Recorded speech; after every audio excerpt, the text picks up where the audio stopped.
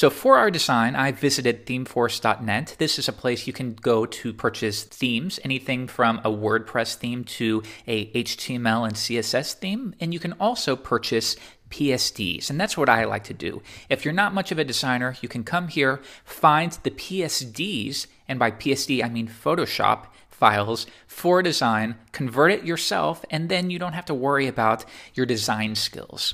So this one was created by Khalis Taid. Coincidentally, he is the CEO of Envato. So if we want to take a look at what we're getting, you see it's very simple. It looks like it's a grid-based, but it's nice and clean and perfect for what we need. So I will now purchase this, and I'm going to use my prepaid credit because I already have an account with ThemeForest. Next, I'm going to open up the zip file that I received, and you can see he has a handful of files here. Now he has white and black themes. We're not going to do black. I'm going to stick with white. So let's take a look at each one. Here's the home page, services, and work. So let's start simply by converting home. So now to keep this cohesive, I'm going to open up our new project directory where I have the basic skeleton that we've learned to use. And I'm going to create a new folder called PSDs. That way we can always refer to them. And I'll take these and drag them in. There we are. And now we're all set to get going.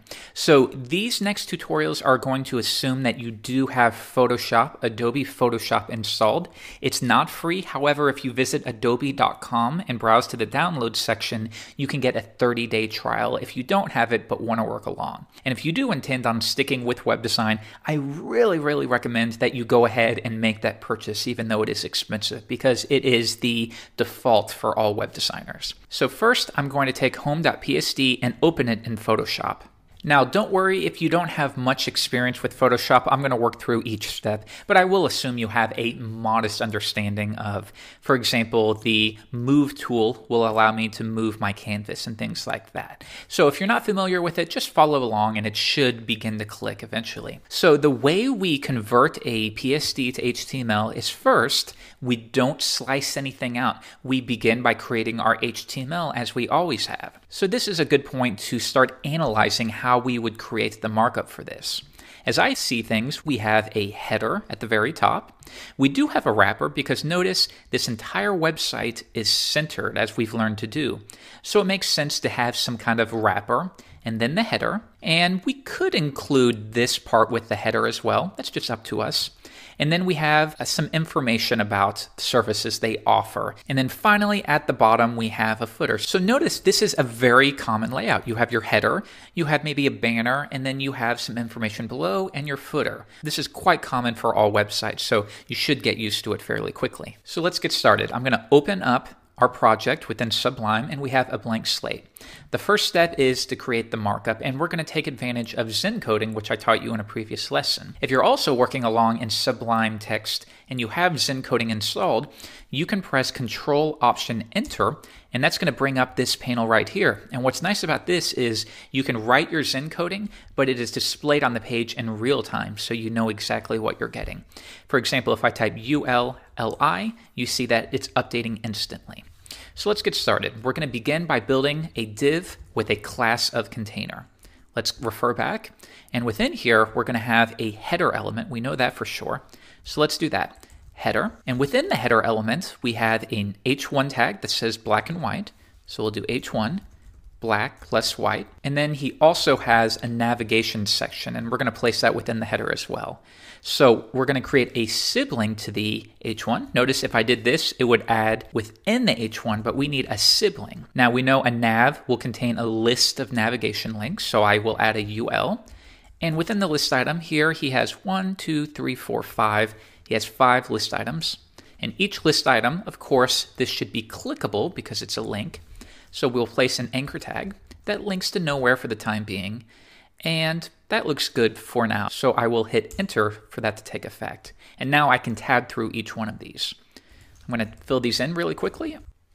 So good, we are done with the wrapper and the header, but we should probably place these two images within it as well. Now, how do you convert images that have text? Because we want it to be searchable. So in this case, he has a background image, but for our project, we're going to use HTML to add the text within it. So really, we just need a section for the image. So for the time being, right after the navigation will have a image, but I would like to be able to target it. And because it's the only image within the header, maybe we can leave it blank for now. But if we need to be more specific, we can always add a class later. And then next, right here, this is blank, and that means it could be anything. It could be another stock photo. It could be anything at all. He's left it blank for this case. So we will as well. The next step is to work on our main content area. So let's use that keyword main.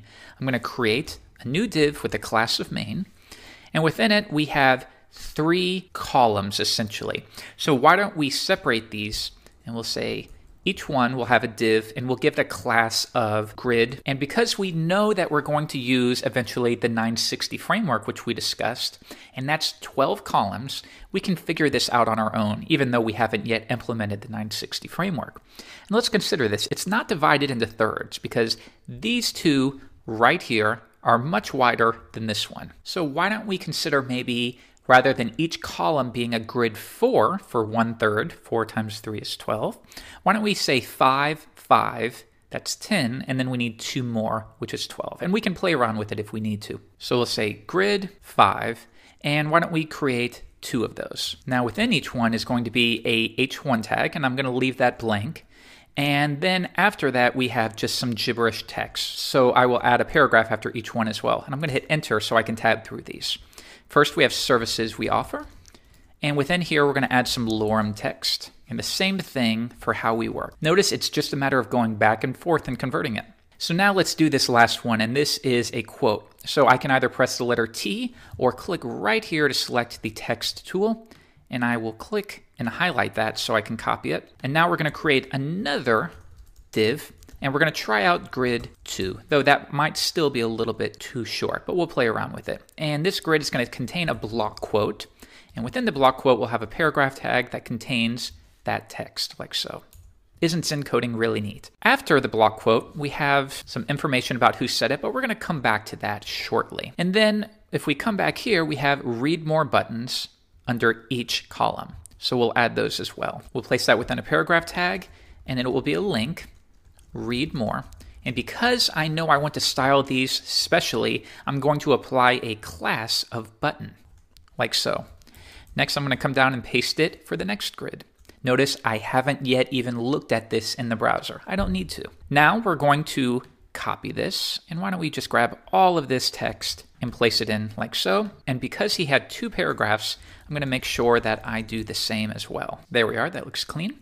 And he has the exact same thing for the second column. So we'll do it once again, and I'll copy and paste that in. And in this case, it looks like he has 1 more at the bottom. It doesn't really matter. This is dummy text. It's simply a way to represent what a real website would look like. All right, and that section is done. So now let's take care of the footer. And all he has here is black and white themes via ThemeForest.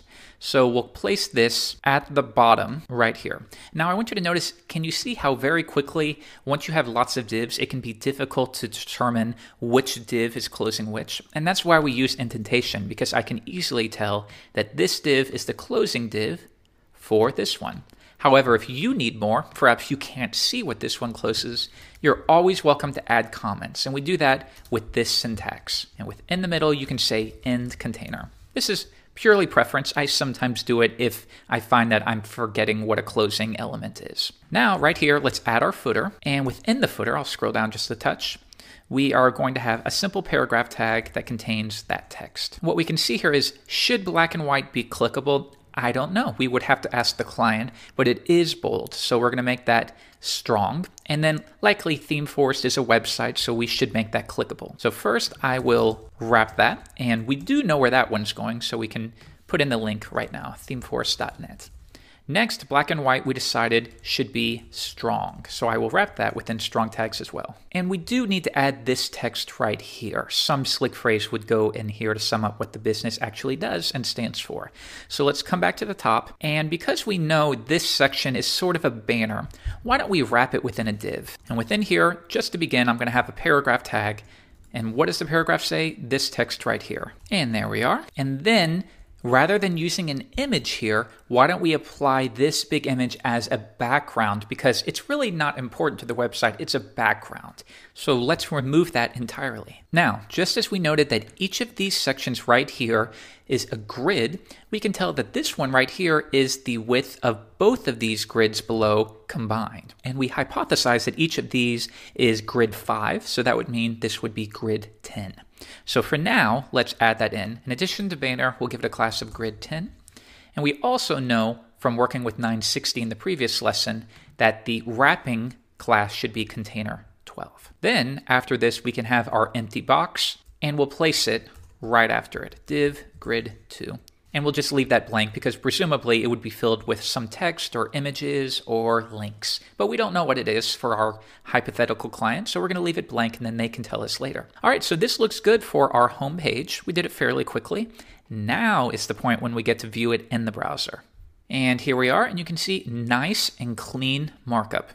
Looks perfect. This is what you want to see, because you always think, if I were to disable CSS and JavaScript and images, would my website still be understood by the reader? And in this case, absolutely. So in the next lesson, we're going to get started slicing our PSD.